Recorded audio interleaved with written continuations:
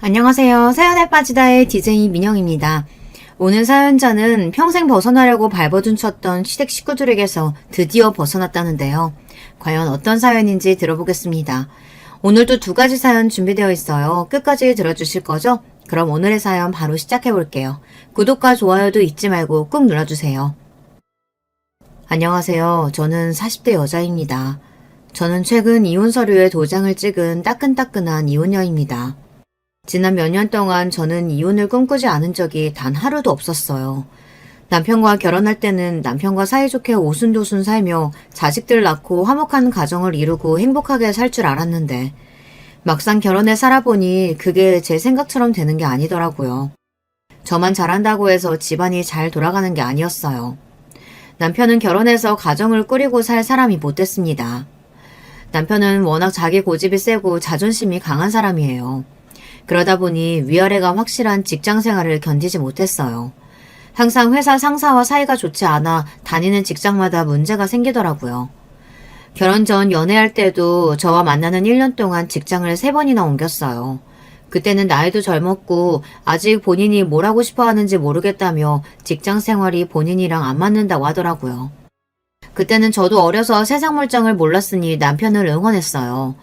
회사에 어렵게 들어가서도 몇 개월 버티지 못하고 매일 그만두는 남편에게 언젠가는 잘 맞는 직장을 구할 수 있을 거라고 위로했죠.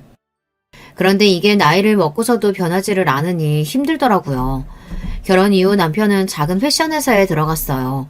결혼하고는 정신 차리고 가장으로서 열심히 살겠다고 해서 그 말만 철떡같이 믿었었는데 사람은 원래 변하는 게 아니더군요. 처음엔 패션 회사가 적성에 잘 맞고 사람들도 괜찮은 것 같다고 하더니만 어느 날 갑자기 회사를 그만뒀다면서 짐을 다 싸서 들어왔더라고요. 저에게 일절 상의도 없이 갑자기 남편 혼자 결정한 상황이라 저는 황당해서 남편에게 따져 물었습니다. 갑자기 이게 무슨 일이야? 멀쩡히 다니던 회사를 또 상의도 없이 그만두면 어떡해. 이제 우리 아기도 나온다고 다시는 책임감 없이 행동 안 한다고 하더니만 또 왜 그랬어? 당시에 제가 첫 아이 출산이 얼마 남지 않은 시점이라 회사를 쉬고 있었어요. 저도 벌이가 없는데 남편까지 회사를 그만뒀다고 하니 저로서는 말이 좋게 나가지를 않았죠. 그런데 그때 남편 말이 기가 막혔습니다. 나라고 회사 그만두고 싶은 줄 알아? 이번엔 내가 회사를 그만둔 게 아니라 내가 잘린 거야. 황당한 게 남편이 회사를 그만둔 게 아니라 잘린 거라고 하더라고요. 지금까지 본인이 못 버티고 회사를 그만둔 적은 많아도 잘린 적은 없었는데 도대체 무슨 일인가 싶었죠. 저는 어떻게 된 일인지 남편에게 자초지종을 물어봤어요. 그게 사실은 내가 회사 양복을 좀 따로 빼서 팔았는데 그걸 누가 위에 일로 바쳤는지 딱 걸린 거 있지. 아휴, 월급도 쥐꼬리만큼 주면서 그것 좀 빼돌렸다고 사람을 자르는 게 어딨냐? 치사해서 원.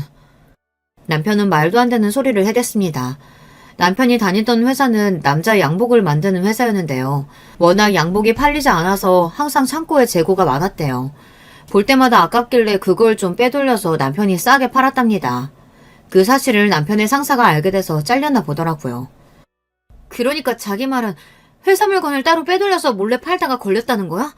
그래서 회사까지 잘리고? 저는 다시 들어도 너무 황당해서 남편에게 몇 번이나 다시 물었어요. 아무리 상황이 힘들어도 할 일 하지 말아야 할 일이 있는 건데 사람이 이 정도로 생각이 없는 사람이었나 싶더라고요. 더군다나 더 기가 막혔던 건 혼자 몰래 회사 양복을 빼들려서 판 돈을 유흥비로 다 써버렸대요. 듣는 내내 남편이 너무 한심해서 저는 할 말을 잃었습니다. 그렇다니까. 차라리 잘 됐어. 어차피 비전도 없는 코딱지만한 회사 안 그래도 나도 그만두려고 했었어. 나 자르면 자기들이 아쉽지 내가 아쉽냐? 원래 남편 성격이 허세도 있고 객기도 좀 부리는 편이긴 해요. 그런 면을 알고도 좋아서 연애도 하고 결혼도 한 거라지만 막상 결혼해서 남편과 살다 보니 남편의 말도 안 되는 성격이 저를 힘들게 하더군요. 남편은 말로는 가장이라고 책임감 때문에 할 수 없이 그랬다고 하지만 누가 봐도 하면 안 되는 짓을 저질러 놓고도 본인이 잘못한 줄을 몰랐어요. 회사 상품을 몰래 빼돌려서 파는 거야 당연히 잘못된 행위이니 회사에서 잘리는 게 당연한 일인데도 남편은 끝까지 자신의 잘못을 인지하지 못했습니다. 오히려 걸리지 않게 철저히 있어야 하는데 일찍 걸려서 아쉽다고 했어요. 당신 그걸 지금 말이라고 해? 당연히 회사 옷을 빼돌리면 안 되지. 자기가 잘못해놓고 회사 잘못인 것처럼 몰아가면 어떡해. 당신 그런 짓까지 하고 회사에서 잘린 거 소문나면 어느 회사에서 당신을 써주겠어.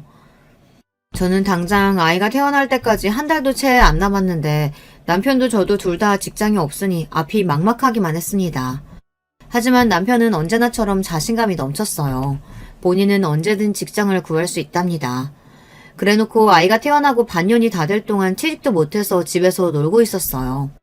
처음엔 어떻게든 직장을 구하겠다고 이력서도 여기저기 놓고 면접도 보러 다니는 것 같더니만 몇 번 면접에서 떨어지고 오더니 자신감이 떨어졌는지 한 달 전부터는 면접도 보러 가지를 않더라고요.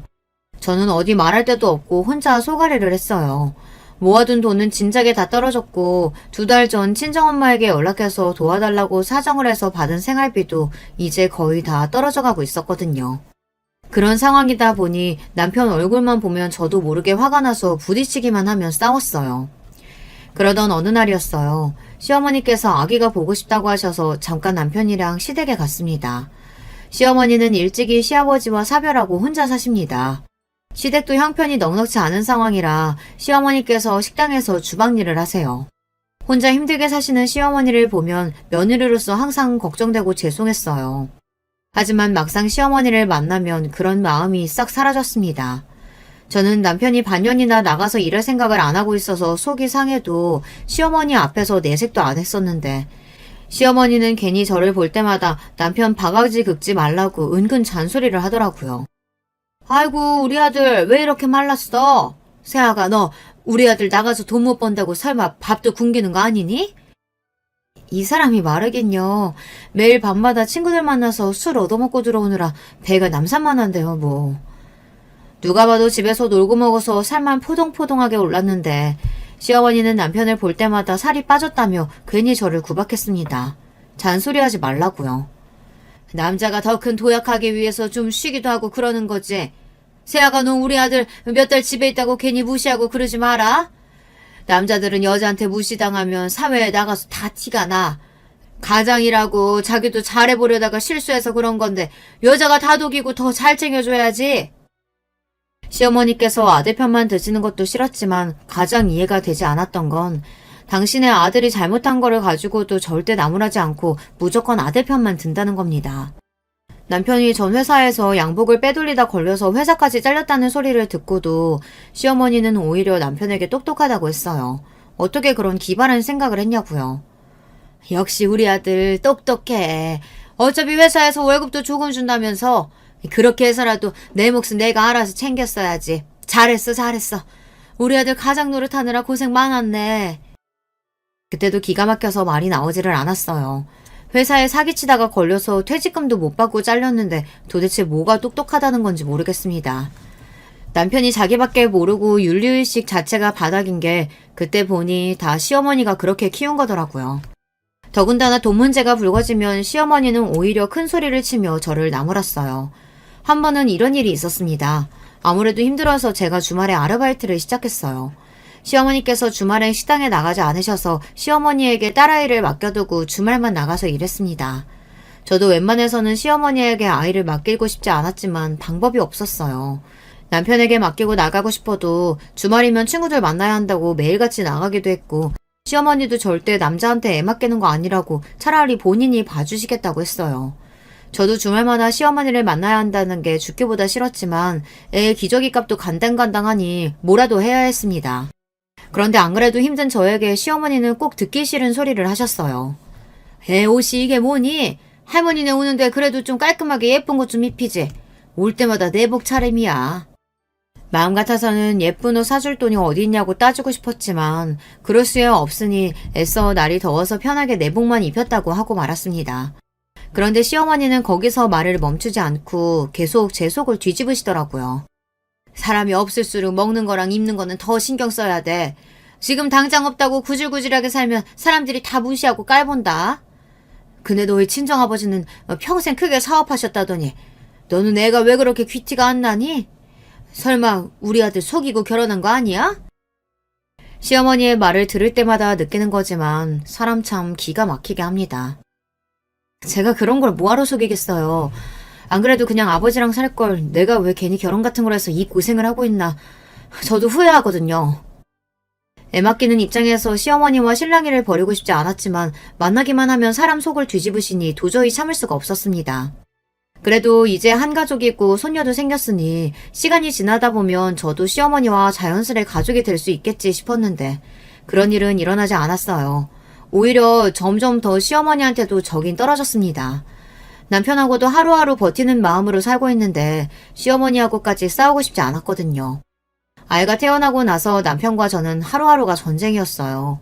애 키우기도 힘든 와중에 돈까지 바닥났으니 서로만 보면 으르렁거렸죠. 결국은 아이를 낳은 지 6개월 만에 제가 남편에게 선전포고를 했습니다. 당신 아무래도 직장 구할 생각은 다 접은 것 같은데 그렇게 살 거면 앞으로 당신이 우리 수아 키워. 내가 당장 내일부터 직장 구할 테니까. 저로서는 큰 결단을 내린 거였어요. 그때까지도 아이 모유를 직접 먹이고 있었는데 이대로 있다가는 우리 세 식구 거리에 나앉을 것 같아 애를 남편에게 맡기고라도 나가서 벌어야겠다 싶더라고요. 그때까지도 남편이 집에 있어도 딸 육아에 전혀 관심이 없었기 때문에 지금이라도 육아에 참여하라는 이야기였습니다. 저라도 나가서 벌어야 먹고 사니까요. 그런데 제 말에 남편이 하는 말이 가관이었습니다. 남자가 어떻게 애를 키워? 애는 엄마가 키우는 거지. 엄마 젖 먹는 애까지 떼어놓고 애 엄마가 돈 벌러 나간다는 게 말이 되는 소리야? 그럼 어떡하란 말이야. 이제 진짜 생활비 하나도 없어.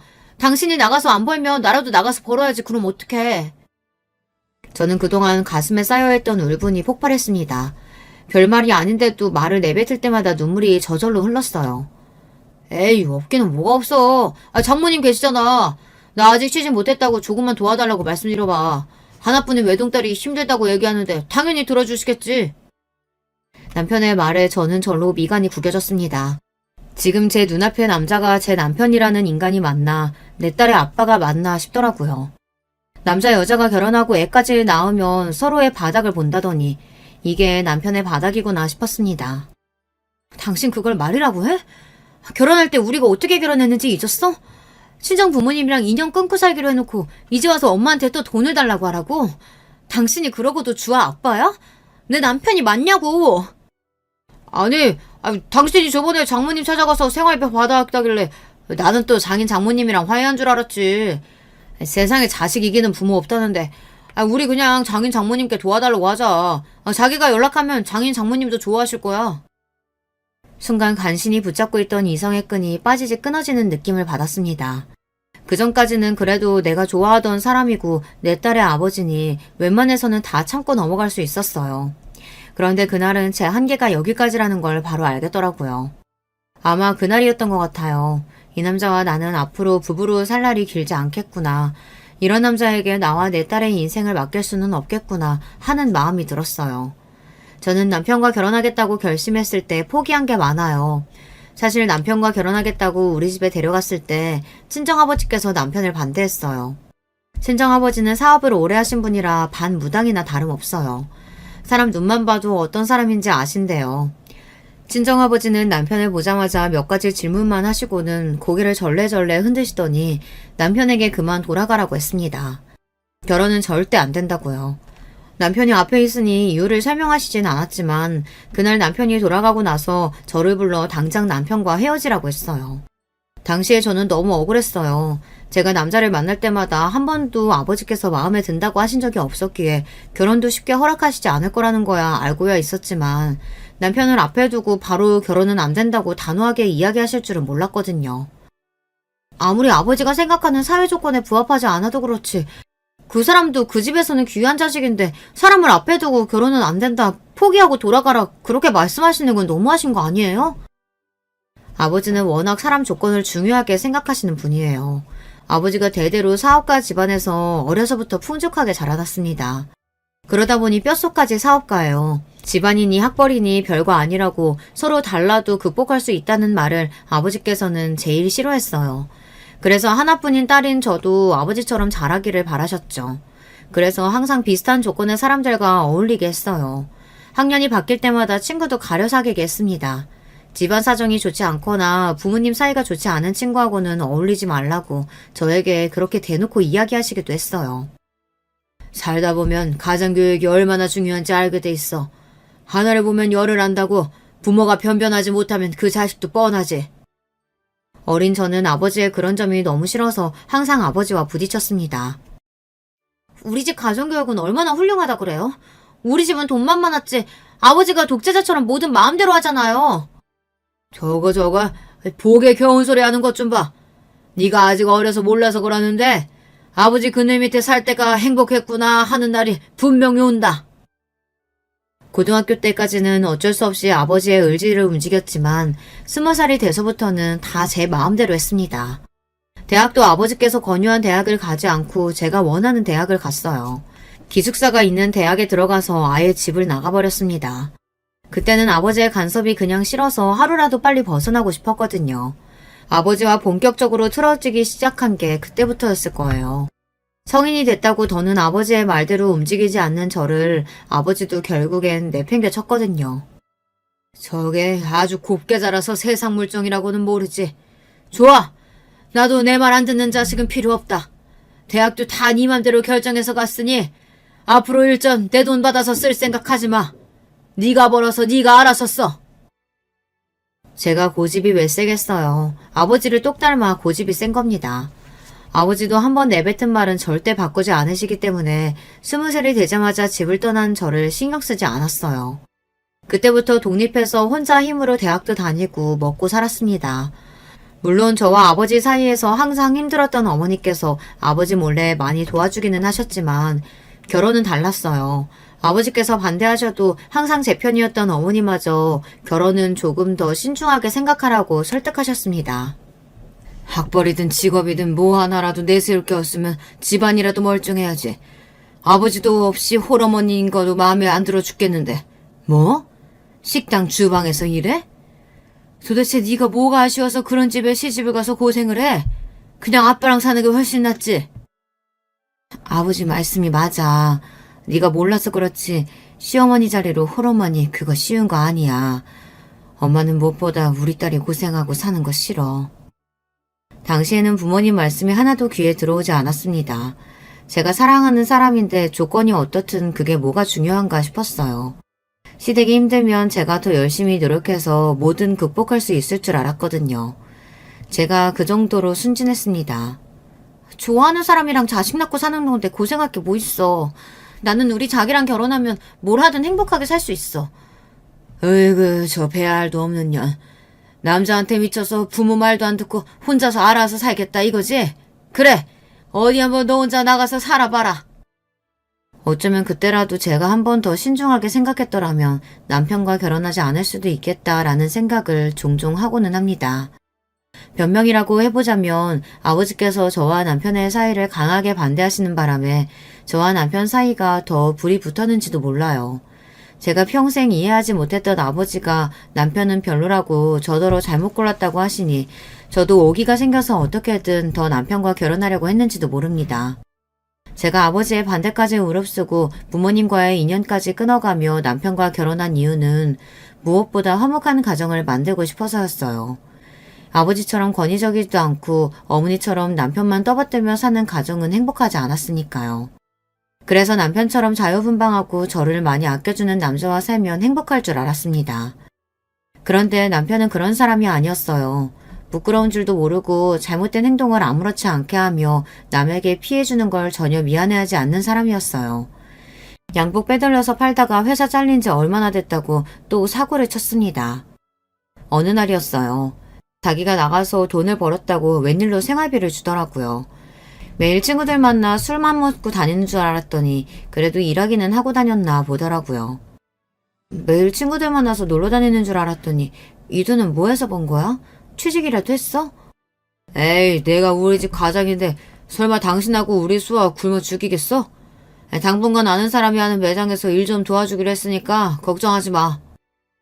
남편의 입에서 나온 당분간이라는 말이 거슬렸지만 그래도 집에서 노는 것보다야 훨씬 나으니 저도 군소리 안 하고 열심히 하라고 했습니다. 그런데 그 일이 화근이 됐어요. 며칠 뒤 경찰서에서 연락이 왔습니다. 남편이 경찰서에 있다고요. 저는 놀라서 애를 업고 경찰서로 갔어요. 그런데 이 인간이 이번엔 대형 사고를 쳤더군요. 남편이 아는 사람 매장에서 같이 일한다는 게 흔히 말하는 다단계 약장사 같은 거였어요. 그것도 사업자도 없이 불법으로 노인들에게 영양제랑 식품들을 팔았다가 그 불법적인 물건들을 사간 분 자녀의 신고로 잡혀왔더라고요. 거기다가 더 상황이 심각했던 건 아는 형이라는 사람이 이미 잠적한 상태라 남편이 다 뒤집어쓰게 생긴 거라는 겁니다. 남편은 결국은 재판까지 받았어요. 불행 중 다행인지 벌금으로 마무리는 되었지만 우리 집 형편에 벌금 낼 돈도 없었죠. 저는 도저히 돈 나올 구멍이 없으니 집이라도 팔자고 했어요. 우리 주제에 아파트는 말도 안 됐어. 그냥 이거 팔아서 벌금 내고 전세를 옮기자. 어차피 대출이자 내는 것도 버거웠어. 그나마 남편이 살면서 제일 잘한 일이 결혼할 때 아파트를 분양받았다는 거예요.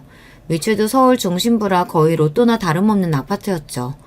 갖고만 있으면 계속 오를 거라 힘들어도 대출 이자는 꼬박꼬박 내고 있었는데 당장 벌금을 내야 하는 상황에 도저히 방법이 없으니 집을 팔 수밖에 없겠다 싶었습니다. 그런데 제 말에 남편과 시어머니는 난리가 났어요. 그 아파트가 어떤 아파트인데 팔아? 지금도 벌써 3억이나 올랐는데 나는 절대 못 팔아. 그럼 어떡해? 당신 돈 있어? 몇천이나 되는 벌금이랑 위약금 다 어떡할 거냐고. 얘가 너는 그깟 몇천 때문에 왜 내 아들이 잡니? 우리 아들이 일이 이렇게 될 줄 알고 그랬어? 너랑 네 딸 먹여 살리려고 하다가 그런 거잖아. 그리고 너는 애가 머리가 왜 그렇게 멍청하니? 이 아파트 앞으로 계속 오를 텐데 지금 팔면 어떡해? 그냥 너희 친정에 한번 부탁 좀 해. 상황이 이러니 좀 도와달라고. 시어머니는 너무도 당연하게 친정에 연락하라고 했습니다. 어차피 손녀도 태어나고 이제 좀 있으면 돌인데 언제까지 그렇게 남남처럼 살 거냐고요. 이 김에 너도 부모님이랑 다시 연락하고 지내면 좀 좋아? 부모 자식 간의 천륜인데 그걸 어떻게 평생 끊고 사니?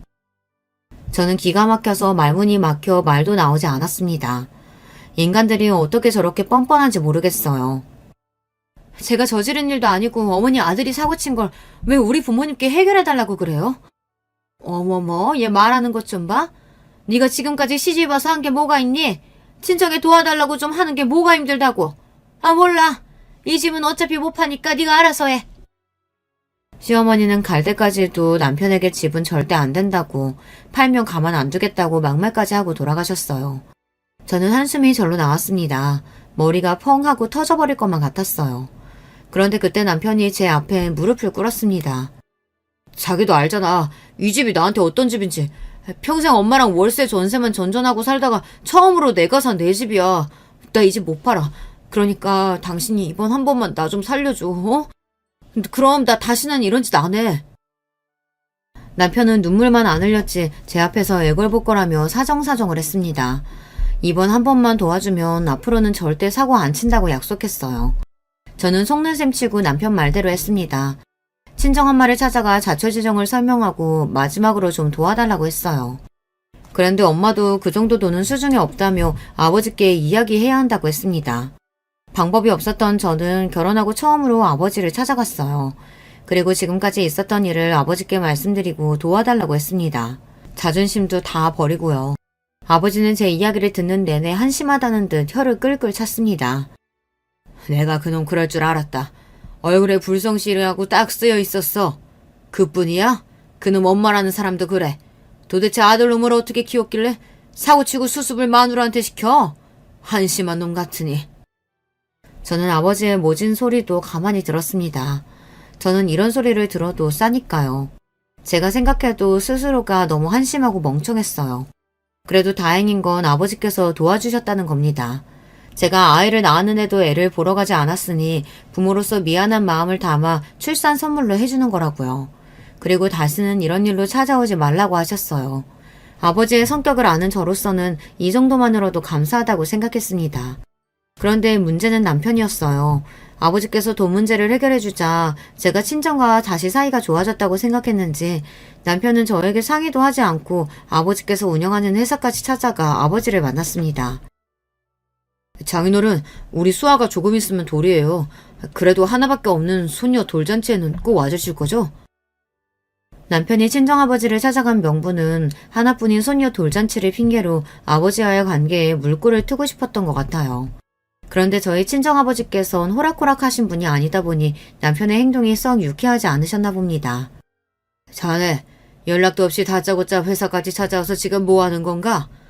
내가 설마 딸내미랑 인연 끊으면서 앞으로 태어날 손주 생각도 안 하고 딸이랑 연 끊고 살았겠나? 나한테는 자식 없으니까 괜한 소리 하지 말고 나 바쁘니까 그만 돌아가게. 남편도 남편이지만 친정아버지도 대단한 분이세요. 남편 말대로 자식이라고는 저밖에 없으니 아버지에게 유일한 손녀가 태어난 건데 아버지는 일절 아이에 대해 궁금해하시지도 않으시고 남편을 쫓아내다시피 하셨대요. 그날 저녁 집에 돌아온 남편은 오히려 저에게 불쑥 화를 냈습니다. 장인어른 대단하시더라.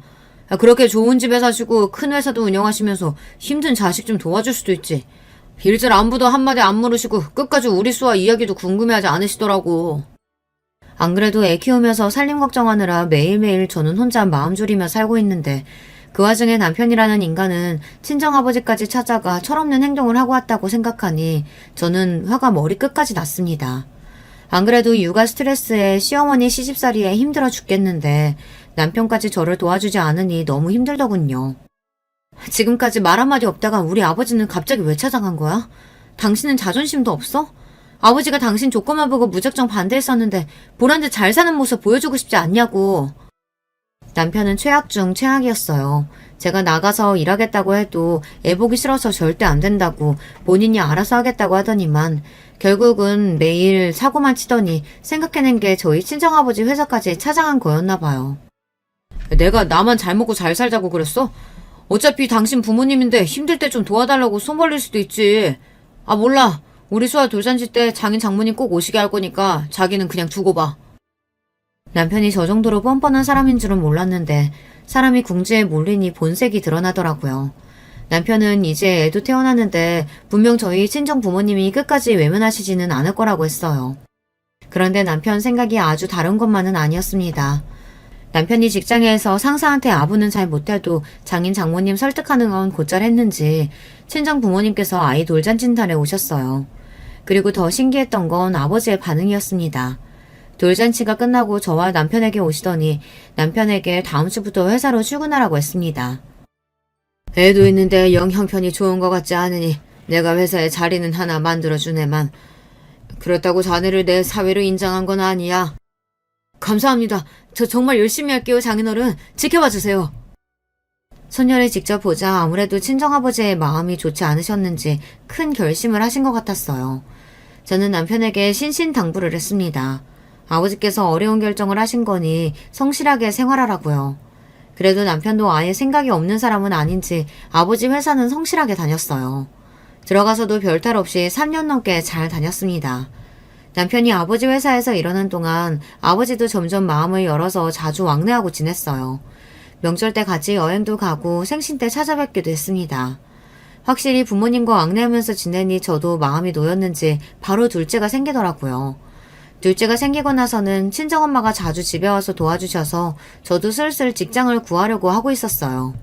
이제야 제가 꿈꾸던 화목한 가정에 가까워지고 있다는 느낌이 들었어요. 그러던 중 생각지도 못한 일이 생겼습니다. 친정아버지께서 갑작스레 돌아가셨어요.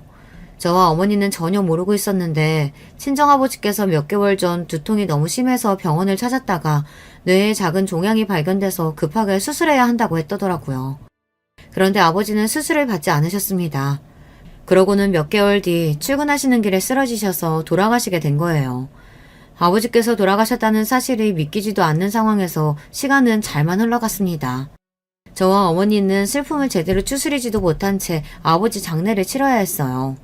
그런데 장례식이 마무리될 즈음 아버지의 담당 변호사가 찾아왔는데 가족들에게 믿기지 않는 이야기를 했습니다. 글쎄 친정아버지께서 당신이 돌아가시면 회사를 제 남편에게 물려주라고 했다는 겁니다. 저는 제 두 귀로 듣고도 믿기지 않아 변호사에게 몇 번이나 다시 확인했습니다. 그게 사실이냐고요. 그 순간 남편이 미소를 지으며 주먹을 불끈 쥐던 모습이 아직도 제 눈에는 생생합니다. 아무리 생각해도 믿기지 않았어요. 딸 돌잔치 이후 친정 부모님과 왕래를 시작해 다시 가까워지긴 했지만 회사를 맡길 정도로 남편을 믿지는 않으셨어요. 그런데 놀랄 일은 거기서 끝이 아니었습니다. 아버지의 유언장 내용이 공개되고 나자 남편과 시어머니 행동이 기가 막혔다는 겁니다. 남편은 잔뜩 올라간 어깨로 기고만장해선 전보다 더 제 앞에서 재수없게 굴었어요. 당신 나한테 매일 잔소리하고 무시했지? 이거 봐, 내가 그동안 장인어른께 얼마나 잘했으면 그 독한 장인어른이 제일 아끼는 회사를 나한테 넘겼겠어. 아무래도 이상해. 항상 아버지는 본인이 아닌 이상 회사는 무조건 전문 경영인에게 맡긴다고 하셨는데. 저는 아무리 생각해도 이해가 되지 않았습니다. 그런데 그때였어요. 남편이 갑자기 욱하더니 기분 나쁘다는 듯 저에게 큰 소리를 쳤습니다. 당신 지금 그거 무슨 뜻이야? 아버지께서 결정한 일이 마음에 안 들기라도 한다는 거야? 내가 회사 물려받는 게 이상하다는 거냐고. 그거야. 평소 아버지께서 당신을 탐탁지 않아 하셨으니까 이해가 안 돼서 그러지. 남편의 태도에 저도 욱해서 소리를 지르고 말았습니다. 제 말에 남편이 마음이 많이 상했는지 인상을 팍 구긴 채 집을 나가버렸어요. 제가 말이 심했나 싶기도 했지만 남편이 저러는 게 어디 하루 이틀인가 싶어 그냥 그러려니 했습니다.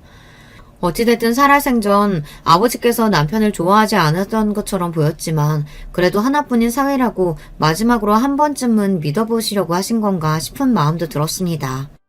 제 입장에서는 아버지께서 평생 일궈낸 회사를 남에게 주느니 남편이 맡아서 해보는 게 나쁘지 않다고 생각했으니까요. 그런데 얼마 뒤 충격적인 일이 벌어졌습니다. 어느 날 시어머니께서 불쑥 저를 찾아왔어요. 그러더니 제 앞에 이혼 서류를 내밀었습니다. 너 우리 아들 매일 무시했지? 우리 아들도 이제 회사 대표라 이거야. 이제 우리 아들한테도 너 같은 거 필요 없으니까 당장 이혼 서류에 도장 찍어라. 저는 이게 도대체 무슨 일인가 싶어 어안이 벙벙했습니다. 이건 또 무슨 상황인가 싶었죠. 어머님, 갑자기 찾아와서 뭐 하시는 거예요? 애들 아빠가 본인이 잘나서 회사 물려받던 것도 아니고 우리 아버지가 접어서 물려주신 건데 옛말에 뭐로 가도 서울만 가면 된다라는 말이 있어. 어쨌든 우리 아들 앞으로 물려받았으니까 우리 아들 거야. 시어머니의 말도 안 되는 억지에 저는 웃음이 다 튀어나왔습니다. 아버지 회사도 물려받았겠다. 이제는 저랑은 볼일 다 봤으니 이혼이라고요? 애들 아빠도 같은 생각인 거죠? 당연하지. 우리 아들이 너한테 찔려도 진작 찔렸는데 너희 아버지 회사 하나 보고 지금까지 꾹꾹 참은 거야. 그거 아니었으면 너 버리고 다른 여자 만나도 진작 만났지. 가만 보면 남편이 시어머니를 그대로 빼다 박았어요. 무식해도 너무 무식한 게 둘이 똑같더라고요. 잘 됐네요. 안 그래도 제가 먼저 어떻게 말을 해야 하나 고민했었는데 어머니께서 먼저 말씀해 주시니 속이 다 시원하네요. 좋아요.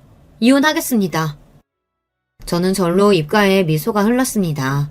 안 그래도 남편에게 이혼 소장을 언제쯤 보내야 하나 타이밍을 보고 있었는데 시어머니가 먼저 찾아와 이야기를 꺼내주니 다행이다 싶더라고요. 저는 절로 웃음이 나오고 어깨춤이라도 출 것 같았어요. 지난 제 결혼 생활들이 파노라마처럼 흘러가면서 지금까지 고생했던 자신이 다 기특하더라고요. 드디어 지긋지긋했던 남편과 시어머니에게서 벗어난다고 생각하니 금방이라도 하늘을 날 것 같았습니다. 제가 곧장 방으로 들어가 도장을 가지고 나와 이혼 서류에 도장을 찍었더니 시어머니는 의아하다는 듯 저를 빤히 바라보았어요. 너 되게 웃긴다. 지금 속으로는 똥줄 바짝바짝 타면서 애써 쿨한 척하는 거야? 너희 아버지가 아무리 부자라도 회사 하나 있는데 그마저 내 아들한테 넘어갔으니 너는 이제 거지꼴이나 다름없잖아. 근데 뭐가 좋다고 그렇게 연신 웃니? 시어머니는 고작 아버지 회사 하나 남편에게 넘어갔다고 제 수중에 아무것도 없는 줄 알더군요. 세상 물정을 모르는 건 제가 아니라 시어머니였습니다. 저는 다 필요 없어요. 우리 애들만 제가 키울 수 있으면 돼요. 그래, 너 말 잘했다. 안 그래도 우리 아들이 양육권 문제를 고민하던데 애는 당연히 엄마가 키워야지. 우리 아들이야 앞으로 그 큰 회사 운영하려면 바쁠 텐데 애들 키울 시간이 어디 있겠어? 처음으로 어머님이랑 저랑 뜻이 맞네요. 애들 제가 데려오면 당연히 약육비는 주실 거죠? 아유, 당연하지. 애들 혼자 키우려면 힘들 테니까 이 아파트 너 가져라. 우리가 주는 이혼 선물이야. 저는 생각지도 못한 시어머니의 아파트 플렉스에 너무 기분이 좋아서 박수까지 쳤습니다. 쪼잔한 시어머니랑 남편한테 양육비 받으려면 꽤 고생 좀 할 줄 알았는데 이렇게 쉽게 풀릴 줄은 몰랐거든요. 어머니, 지금 우리 아파트 분양가가 얼만 줄 알고 이야기하시는 거예요? 얼마 전에 15억이 넘었어요. 그래, 알지. 이제 우리 아들 이미지도 있는데 15억. 그 정도야 양육비를 줄 수 있지. 저는 행여나 시어머니가 나중에 말을 바꿀까봐 바로 변호사에게 연락해서 남편과 합의한 이혼 조건들을 정리해서 서면으로 보냈습니다. 바로 법원에 제출해 달라고요. 그런데 이혼 서류에 도장이 채 마르기도 전에 시어머니께서 난리가 났어요. 변호사와 통화를 마친 지 몇 분 되지 않아 시어머니께서 누군가와 전화통화를 하시더니 눈이 동그래져서는 저를 붙잡았습니다. 그러더니 하시는 행동이 기가 막혔어요. 애미야. 일이 꼬여도 단단히 꼬였나 보다. 내가 너한테 실수했다. 우리 이혼은 없던 일로 하자. 지금 당장 변호사한테 전화해. 이혼 안 할 거라고. 어머님, 또 왜 이러세요? 저는 이미 이혼하기로 다 결정했어요. 괜히 말 바꾸지 마시고 그만 돌아가세요. 그 순간 생각지도 못한 일이 벌어졌어요. 시어머니께서 갑자기 바닥에 무릎을 꿇고 앉았습니다. 그러더니 저에게 한 번만 봐달라고 애원까지 했어요. 어머님, 왜 이렇게까지 하세요? 어차피 저나 어머님이나 서로 갈 때까지 다 갔는데 이러신다고 해서 변하는 거 없어요. 애들 아빠가 잘못한 게 있으면 벌 받아야죠.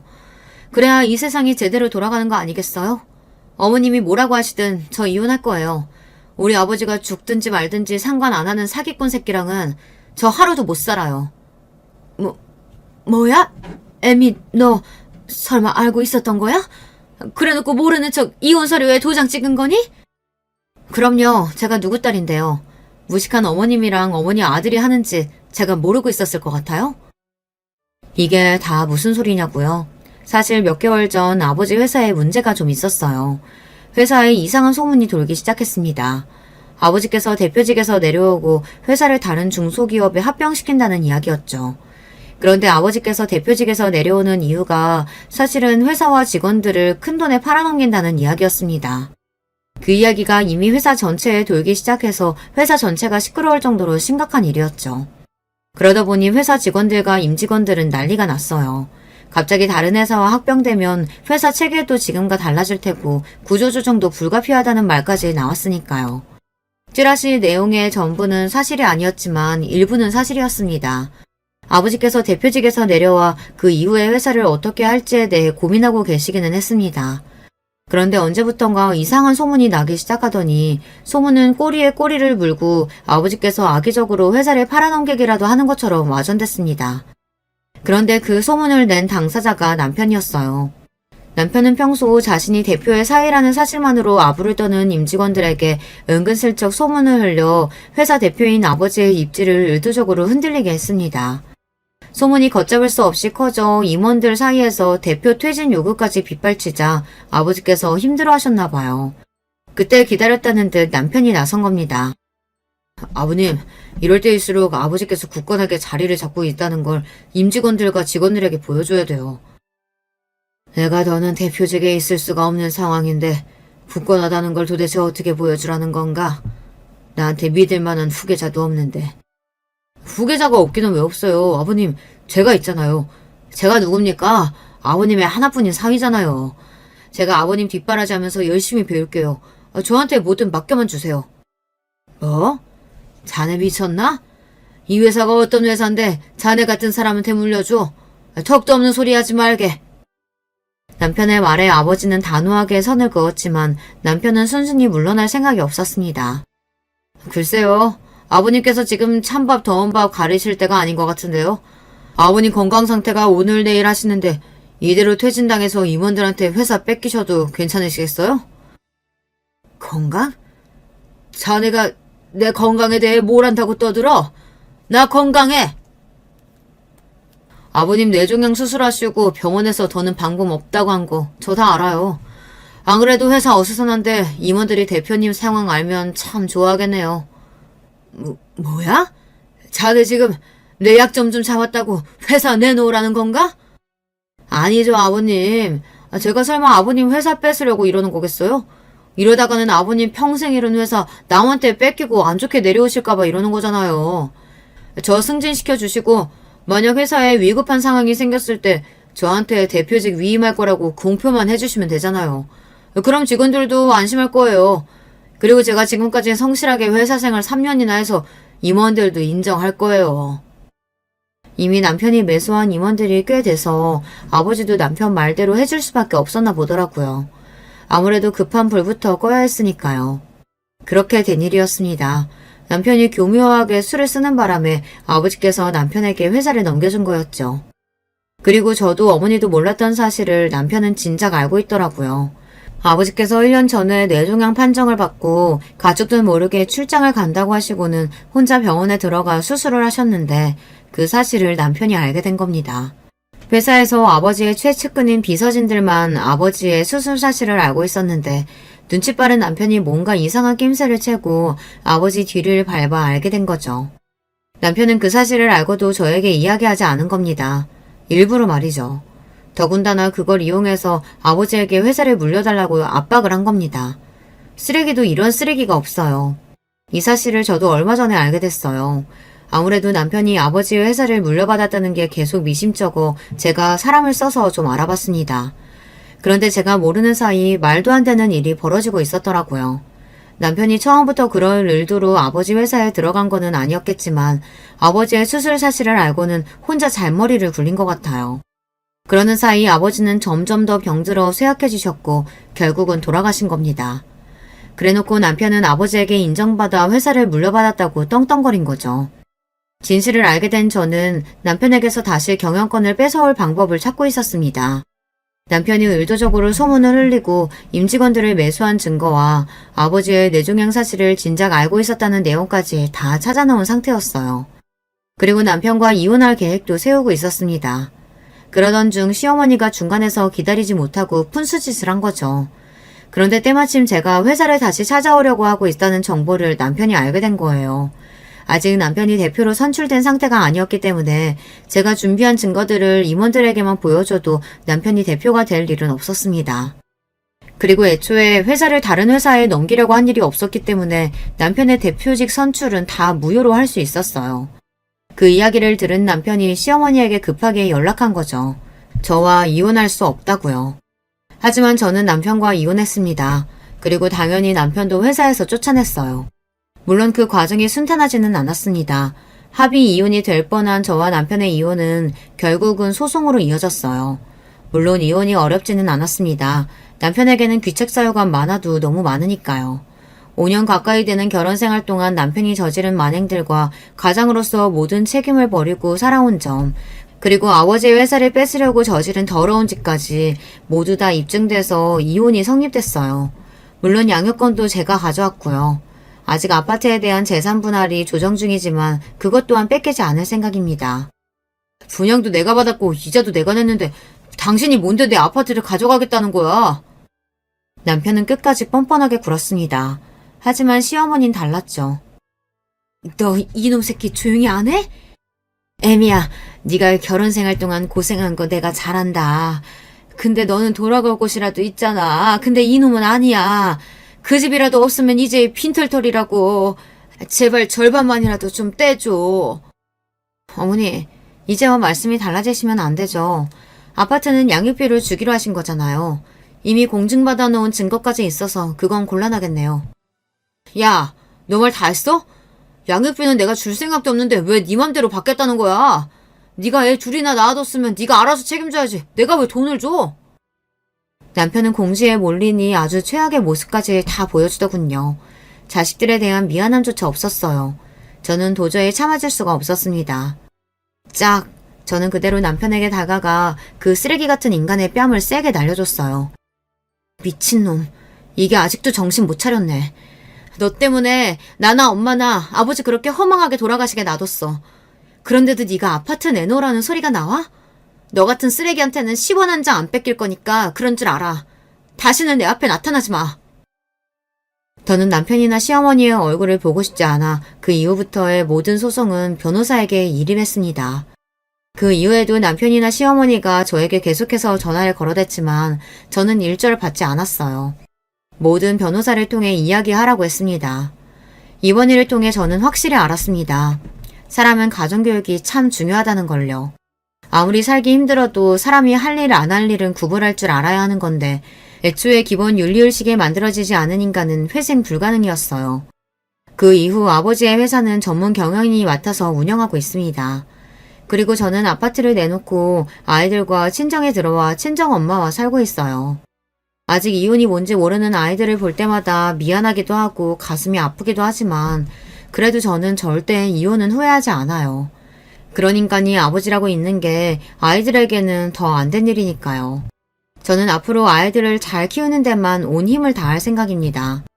애 둘 딸린 이혼녀가 된 저를 위해 위로의 댓글 많이 남겨주세요. 끝까지 저의 이야기 들어주셔서 감사합니다. 여러분의 가정에는 언제나 화목한 일만 가득하시길 바랄게요. 안녕하세요. 평소 유튜브를 즐겨보긴 하지만 이렇게 사연을 보내는 게 참 먹적히 느껴지네요. 하지만 제 사정에 대해 객관적인 얘기를 들어보고 싶어서 결심을 하게 되었습니다. 저는 50대 초반의 남자이고 경기도에 살고 있어요. 지인들 소개로 만난 아내와 결혼을 한 게 2002년이었고 그 다음 해에 딸을 낳았답니다. 둘이서 고군분투해가며 작은 집에서 열심히 살림하고 절약하고 살다가 얼마쯤 지났을까요? 딸아이가 어린이집을 다니던 시기부터 아내는 일을 시작하게 되었어요. 나중에 딸 유정이가 아파서 병원에 가야 할 때 아내와 번갈아 가면서 회사에 반차를 내고 데려가기도 하고 아무튼 참 쉽지 않은 일상이었답니다.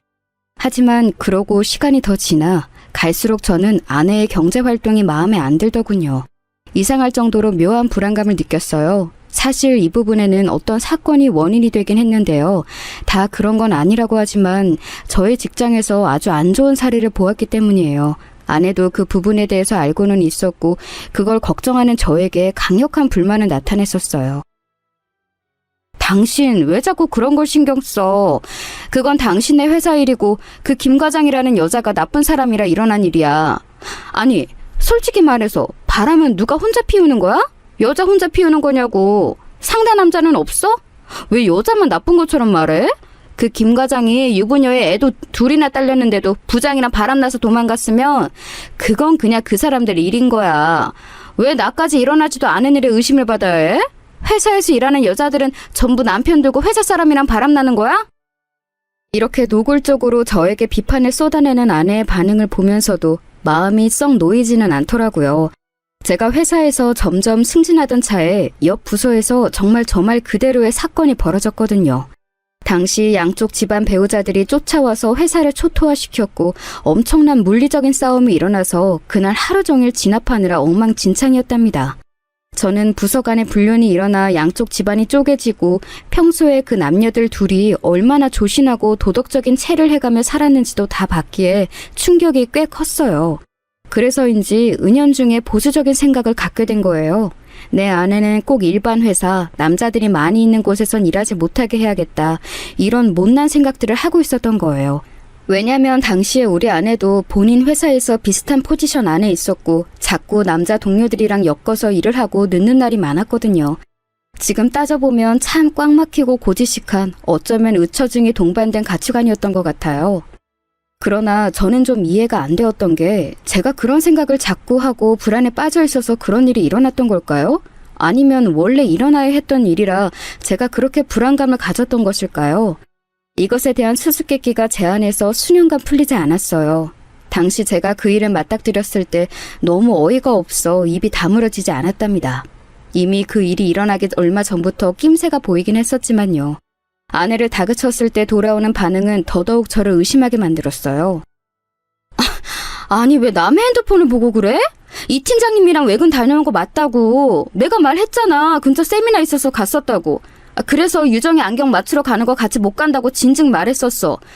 지금 나 의심하는 거야? 아내는 무척 불쾌한 듯 화를 냈지만 이상하게 회사 안에서 남자 팀장과 가까워져서는 수시로 통화를 하는 등 신경이 안 쓸 수 없게 행동을 하고 있었어요. 게다가 이날은 저에게 거짓말을 했던 날이었고요. 나한테 언제 그렇게 설명했어? 이날 대학 때 친구 만나러 간다고 늦는다 했잖아. 근데 왜 갑자기 이 팀장님이랑 둘이 외근을 갔다 온 날로 바뀌는 건데? 순간 아내는 당황한 기색이 역력했고 떠듬떠듬 뭔가를 생각하는 듯 했어요.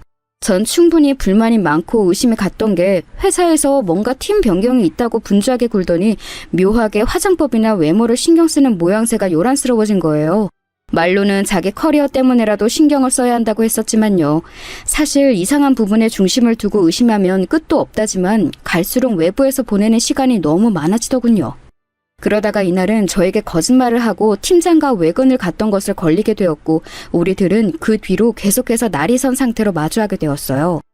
게다가 가족 야유회가 있어서 참가했던 날 제가 마주친 이 팀장이라는 녀석은 지 가족들이 멀찍이서 보고 있는데도 이상하게 굴더군요.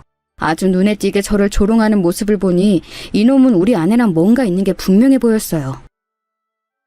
아, 윤 대리님 남편분이시구나. 말씀 많이 들었어요. 근데 그렇게 아내가 직장 생활하는 거에 대해 불만이 많으시다고 들었어요. 아이고, 힘들겠다 우리 윤 대리님. 남편분이 모르셔서 그렇지 윤 대리님 진짜 능력자예요. 따낸 일들이 얼마나 많고 여기서 인정을 많이 받고 있는데요. 좀 살살 놔주세요. 누가 알아요? 나중에 남편보다 많이 벌어서 크게 생계에 일조할지. 그 뭐지, 남편분은 어디서 일하신다고 했더라? 아, 들었는데 까먹었네요. 이렇게 깐죽거리는 모습을 보니까 아주 짜증이 치밀어 오르는 거예요. 이날 내내 뿔이 나 있는 저를 대하며 아내도 같이 짜증을 냈고 딸아이는 그 사이에서 매우 불편해했었어요. 그리고 돌아와서도 아내랑 얼마나 싸웠는지 아내는 무고한 자기를 의심한다며 며칠을 짜증을 내며 일관했고요. 저는 그날에 느낀 인상이 너무 불쾌해서 아내를 쳐다보기도 싫었어요. 그렇게 냉전 중인 상태가 이어지고 급기야 홧김에 저는 아내에게 회사를 그만두라고 했어요. 당연히 아내는 싫다며 악을 바락바락 썼고요. 그러나 이때 부부 사이에 오가선 안 될 말이 있는데 그 말이 나와버리게 되었어요. 둘 다 이성을 잃을 수밖에 없겠더군요. 말도 안 되는 소리 하지 마. 당신 뭐 때문에 그만두라고 하는 건지 참 뻔한 일인데 그딴 일로 의심받는 와중에 직장을 그만두라고? 당신과의 사이를 생각했으면 생각했지 절대 회사는 안 그만둘 거야. 왜? 내가 당신이랑 비슷하게 벌게 생겨서 싫은 거야? 솔직히 말해봐. 내가 정말 언놈이랑 바람날까봐 불안한 건지 아니면 당신만큼 경제력이 비슷해질까봐 싫은 건지 왜 사람이 자꾸 비겁하게 딴 핑계를 대?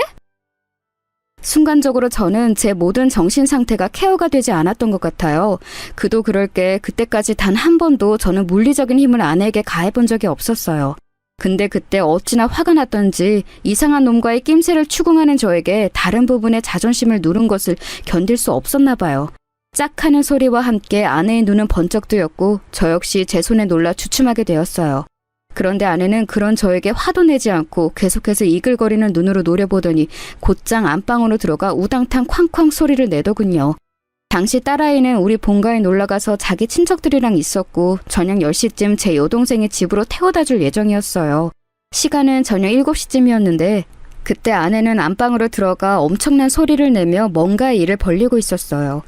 일단 제 손의 움직임에 대해 저 스스로도 놀래고 자책을 하고 있던 터라 그때 아내가 단순히 뭔가 화풀이를 하고 해소한다는 정도로만 생각했는데요. 그런 수준의 일이 아니었어요. 얼마 안 되어 문을 귀가 찢어질 만한 소리로 쾅 열더니 자그마한 보스턴백에 뭔가를 잔뜩 우겨 넣어서 나온 거예요. 옷은 외출복 차림을 한 상태로 말이죠. 저는 그 상태를 슬쩍 봤음에도 차마 입을 열지 못하고 있는데 아내가 입을 열어 정말 조금의 정도 남아있지 않다는 말투로 차갑게 말하더군요. 나 아빠한테 가 있을게. 유정이한테는 내가 연락할 테니까 그렇게 하라. 나 이렇게는 당신이랑 못 살겠다. 뭐? 그게 무슨 말이야? 귀 없어? 말 못 들었어? 말했잖아 방금. 나 내비도 아무것도 하지 마. 아내는 그렇게 말을 하고는 신발을 대충 꾸겨 신더니 현관문을 부서져라 닫고 제 눈앞에서 사라졌어요. 이건 단순한 상황이 아니었고 아내는 저에게 선전포고를 한 셈이었어요. 바로 쫓아가지도 못하고 얼빠지게 보고 있던 저는 뒤늦게 전화를 걸었지만 아내는 절대 받아주지 않았어요. 이런 일은 우리 부부 사이에서 정말 처음 있는 일이라 도통 어떻게 해야 할지를 모르겠더군요. 머릿속에서 잘못했다는 걸 알고 있었음에도 어떤 행동도 더 취할 수가 없었어요. 어디다 의논할 곳도 없고 머리가 정말 터져나갈 것 같아서 근처 편의점에서 맥주를 사다가 마셨어요. 너무 괴로운 마음에 잘 먹지도 않는 그까지 술을 조금 먹고 잠깐 엎어져 있었나 봐요. 여동생이 배를 하도 눌러대는 통에 열어줬고 딸아이는 지 고모를 따라 우리 집에 왔더군요. 오빠 술 마셨어? 집안꼴이 이게 다 뭐야? 언니는? 유정아, 이제 집에 들어가. 고모 간다. 여동생은 이렇게 자기 할 말만 하고 사라졌고 딸아이는 곧장 자기 엄마를 찾았어요. 저도 딱히 뭐라 할 말이 없어서 대충 둘러댔어요. 애도 피곤했는지 자러 들어갔고 저는 이런 일로 장인어른께 연락드리기도 뭐해서 밤새 뒤척이며 아내가 없는 밤을 그렇게 보냈어요. 하지만 그 다음 날부터 애는 지 엄마를 찾기 시작했고 저도 여간 초조한 게 아니었어요. 회사 가 있는 사이 전화했지만 아내는 전화를 여전히 받지 않더군요. 점심때쯤 되니 도저히 안 되겠어서 장인어른께 전화를 드렸는데 거기서 너무 놀라운 소리를 듣게 된 거예요. 뭐? 정미가? 정미가 여기를 왜? 전화 받은 게 없는데 무슨 소린가? 자네 뭐 부부싸움이라도 한 거야? 그럼 애가 어디를 갔단 말이야? 어제 안 들어왔다고? 이 말 그대로 본인 친정에 간다던 아내는 그곳에 가지 않았던 거예요. 가지 않은 채 집에도 들어오지 않고 어느 곳에선가 시간을 보내고 있다는 얘기였어요. 전 부랴부랴 아내 회사에 전화를 걸었고 곧장 찾아가서 만나려고 준비를 하던 차에 또 제 발걸음을 붙잡는 허망한 소리를 듣게 되었어요. 여직원이 전화를 받더니 희한한 말을 하는 거예요. 아, 윤 대리님이요? 안 그래도 저희 회사 지금 난리 났는데 연락이 도통 안 되세요. 남편분이라고 하셨죠? 전화도 안 받으시고 출근도 안 하셨어요. 근데 지금 거기뿐 아니라 아닙니다. 여기에 저는 왠지 모르게 뒤통수가 바짝 당기는 듯한 느낌이 들어 혹시 회사에 또 무슨 일이 있는 거냐고 재차 물었어요. 그랬더니 여직원은 망설이더니 자기도 정확한 건 모른다면서 이런 말을 하는 거예요. 그 말을 들은 저는 곧장 주저앉고 말았어요. 그게 아니 이런 말을 해야 하나? 근데 어떻게든 확실히 뭐든 상황이 돌아가는 걸 저희도 맞춰봐야 하니까요. 저희 지금 윤 대리님만 안 나오신 게 아니라 여기 이 팀장님도 안 나오셔서요. 거기도 지금 집에서 사모님이 난리시거든요. 연락 안 된다고. 일단은요, 연락되면 저희도 좀 알려주세요. 그럼 이만 끊겠습니다. 정말 머리 안에서 벼락이 치는 듯한 기분이 들었어요. 그리고 등에서 어찌나 땀이 솟아오르는지 불쾌하고 또 더러운 이상한 예감이 뱀처럼 저를 휘어감는 게 느껴지더군요. 아내가 안 들어오고 연락이 안 되는 것만으로도 불안하고 도통 상황이 이해가 안 가는데 제가 가장 두려워하고 질겁을 상황과 연결이 되는 느낌이었어요. 왜 하필 그 시점에 그 경기를 일으킬 만큼 끔찍한 놈과 아내가 동시에 이런 꼴이 된 걸까요? 설마 하면서 눈을 감고 애써 이 연결고리를 끊어보려던 저는 아무리 노력해도 계속해서 들러붙고 마는 이 연결고리에 완전히 파김치가 되어버렸어요. 암만 생각해도 이 두 인간은 제 아내와 그 이 팀장이라는 놈은 뭔가 둘이 겹쳐있는 연결고리가 있는 거예요. 입 밖으로 머릿속 밖으로 정리하고 싶지 않은 문장이지만 그 둘이 지금 같이 있고 같이 어딘가로 사라져버렸다는 것. 이렇게 정리를 할 수밖에 없는 상황이었던 거예요. 저는 너무 분이 치밀고 머릿속이 혼란스러워 아무 말도 할 수가 없었어요. 거의 혼절할 듯 정신이 나가버려서 회사에 사정을 말하고 나왔고 일단 다시 집으로 들어와 아내가 나가버린 안방을 뒤엎어봤는데요. 뭔가 작정이라도 한 듯 핸드폰도 안방의 침대 이불 위에 아무렇게나 던져두고 나갔었더군요. 전날 저는 서재 쪽 방에서 자느라 안방 상황이 그런지도 몰랐어요. 당연히 아내가 홧김에 그런 일을 했고 손을 댄 저도 최악의 인간이지만 어쨌든 어찌어찌 우리 안에 해피닝으로 끝날 거라고 생각했었어요. 그런데 생각보다 돌아가는 상황은 만만치 않아 보였어요. 전화를 두고 가다니 열어서 확인해보니 회사와 저로부터 그리고 장인어른 몇몇 거래처로 보이는 부재중 전화들이 숱하게 쌓여있더군요. 대체 아내는 어디로 어떻게 가버린 걸까요? 순간적으로 스치는 예감에 왠지 아내를 바로 마주해서 이 상황에 대해 질책할 수는 있을까 이런 불안한 느낌이 드는 거예요.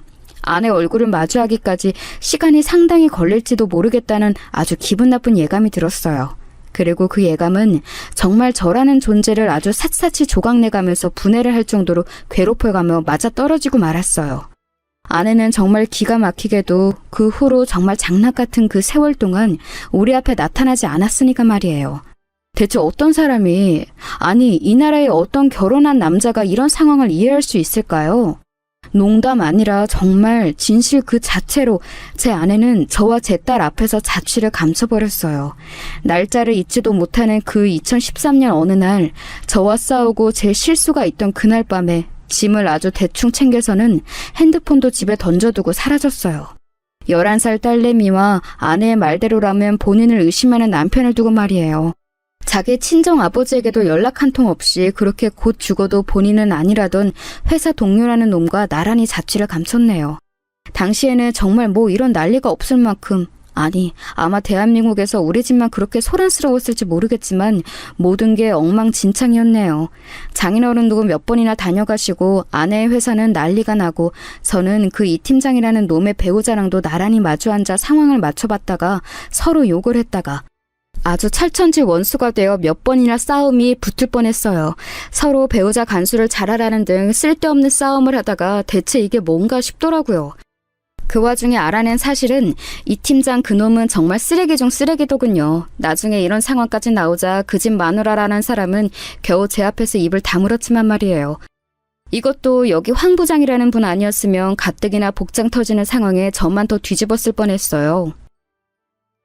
그게 저 이런 말 죄송합니다만 이 팀장님 가족분들 사모님께 참 죄송한 말씀입니다만 그래요. 이 팀장님과 이래저래 안 좋은 말이 나오던 게 윤 대리님도 있지만 이렇다 쉽게 회사에서 뭔가 증거를 얻은 건 아닙니다.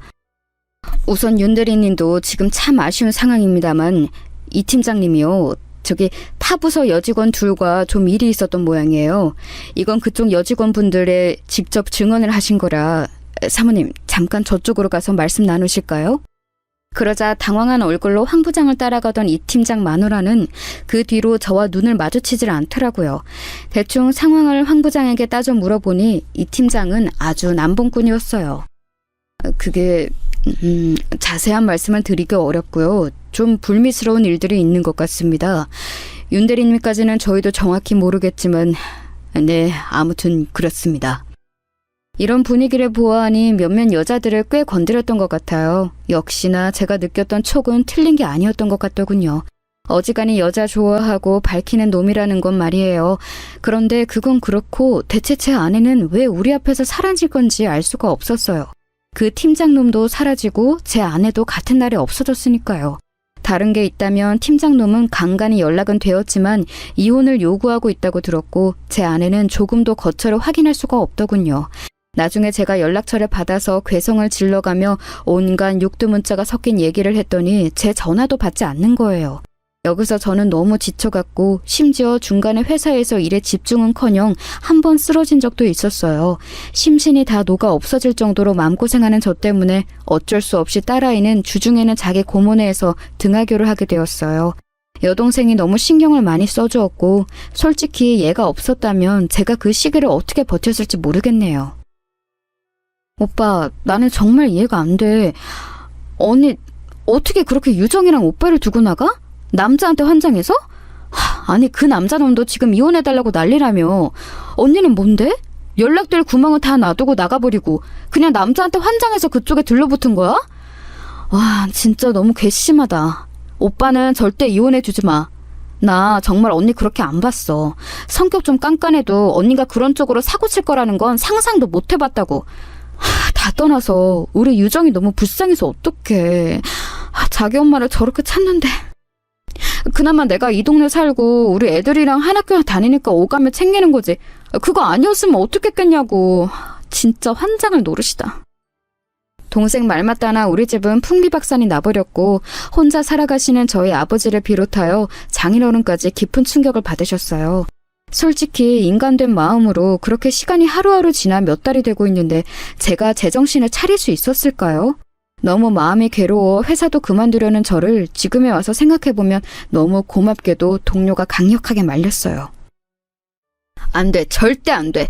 그만두면 안 된다고. 살다 보면 별일 다 있는 거야.